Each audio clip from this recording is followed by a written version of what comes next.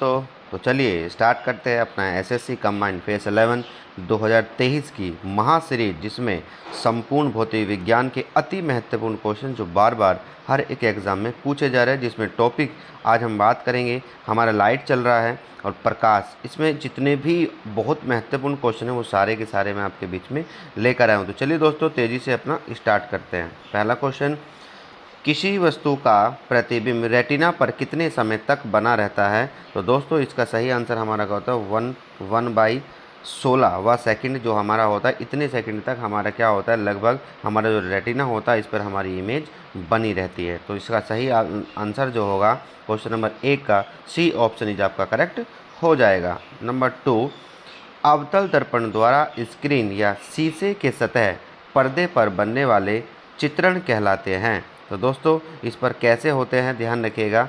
बात हो रही है किसकी, अवतल दर्पण की। किसकी हो रही है, अवतल दर्पण की। हम सभी को पता है अवतल दर्पण एक तरह से निकट दृष्टि दोष के लिए अपना प्रयोग किया जाता है।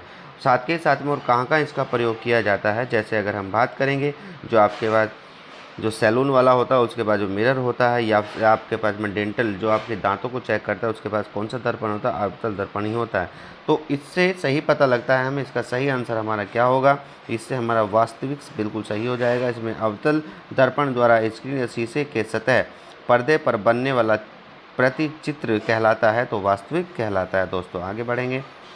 क्वेश्चन नंबर 3, समतल दर्पण द्वारा निर्मित परावर्तन है तो कैसा होता है दोस्तों, समतल दर्पण द्वारा निर्मित परावर्तन है तो इसका सही ऑप्शन आपका कैसा होगा, पार्श्व के विपरीत व्युत्क्रमानुपाती होता है। ठीक है जी, तो ये भी आपको पता होना चाहिए। बिल्कुल इमेज बनेगी, वास्तविक बनेगी, लेकिन परावर्तन की बात करेगी तो ये क्या होगा, पार्श्व में विपरीत होता है। और हम सभी को पता है शीशे के पीछे जो एक लेप किया जाता है उसको हम क्या कहते हैं, उसको हम सिल्वर का लेप करते हैं। चलिए आगे बढ़ेंगे। क्वेश्चन नंबर 4 ये आपके बीच में आ गया है। उत्तल तथा अवतल दर्पण उदाहरण हैं। आप सभी को पता है जो उत्तल दर्पण होता है या हमारा कैसा होता है, अवतल दर्पण होता है, मतलब ऐसे समझ लीजिए दोनों के दोनों, एक निकटदर्शी दोष एक दूरदर्शी दोष, इन दोनों के लिए जो हमारा लेंस प्रयोग होता है उनका जो उदाहरण है वो कैसा होता है दोस्तों, जो उदाहरण हमारा कैसा मतलब देखने में कैसा होता है, वो गोलीय दर्पण दिखता है। कैसा, गोलीय दर्पण वो आपको दिखता है। आगे बढ़ेंगे। क्वेश्चन नंबर 5, डॉट और आपतित किरण के बीच बना कोण आपतन कोण कहलाता है। तो दोस्तों इसका सही कोण क्या, इसका सही आंसर क्या हो जाएगा, इसका सही आंसर हमारा क्या हो जाएगा, अभिलंब हो जाता है। जैसे अगर हम बात करें कुछ इस तरीके से ये बनकर चलता है, यहाँ पर हमारा क्या होता है, अभिलंब होता है।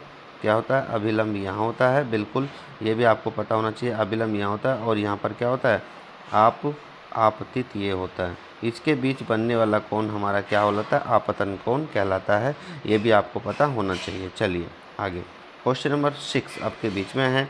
जब एक वस्तु को दो समानांतर समतल दर्पण के मध्य रखा जाता है तो बनने वाले प्रतिबिंबों की संख्या कैसी होती है? तो बनने वाले प्रतिबिंब कैसे होते हैं दोस्तों, वो हमारे होते कैसे, अनंत होते हैं। तो क्वेश्चन नंबर 6 का डी ऑप्शन इज आपका करेक्ट हो जाता है। डॉट डॉट से सूर्य प्रकाश 7 रंगों में विभाजित हो जाता है। तो दोस्तों इसका सही आंसर हमारा क्या होने वाला है, इसका सही आंसर हमारा प्रिज्म होने वाला है। दोस्तों ये भी आपको पता होना चाहिए। हर एक क्वेश्चन बड़ी प्यारा प्यारा सा और ज़बरदस्त तरीके से मैं आपको देने वाला हूँ। तो चलिए इसका सही आंसर हमारा क्या हो गया, 7 का सी ऑप्शन इज आपका करेक्ट हो जाता है। आगे, दंत विज्ञापन या दंत चिकित्सक द्वारा किस दर्पण का प्रयोग दांतों की बड़ी छवि देखने के लिए करते हैं? तो दोस्तों इसका सही ऑप्शन आपका क्या होगा, जैसे मैंने आपको बताया था इसके लिए प्रयोग होता है कौन सा, हमारा अवतल दर्पण का प्रयोग हम करते हैं। ठीक है दोस्तों, तो ये भी आपको पता होना चाहिए। बहुत बढ़िया, अति महत्वपूर्ण क्वेश्चन आपके बीच में है। हर एक क्वेश्चन को ज़बरदस्त तरीके से आप यूज करके चलिएगा। चलिए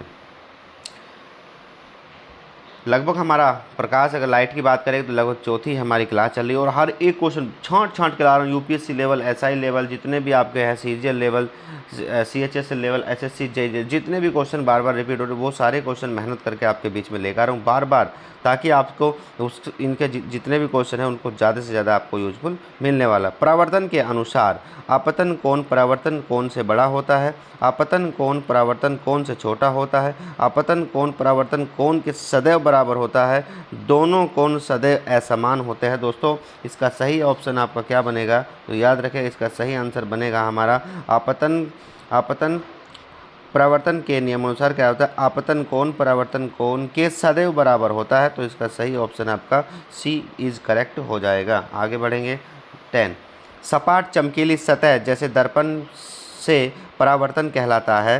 दोस्तों याद रखें सपाट चमकीली सतह जैसे दर्पण के परावर्तन कहलाता है। दोस्तों इसका सही ऑप्शन आपका क्या हो जाएगा, इसका सही ऑप्शन आपका सतत हो जाता है, ये भी आपको पता होना चाहिए। चलिए आगे बढ़ेंगे।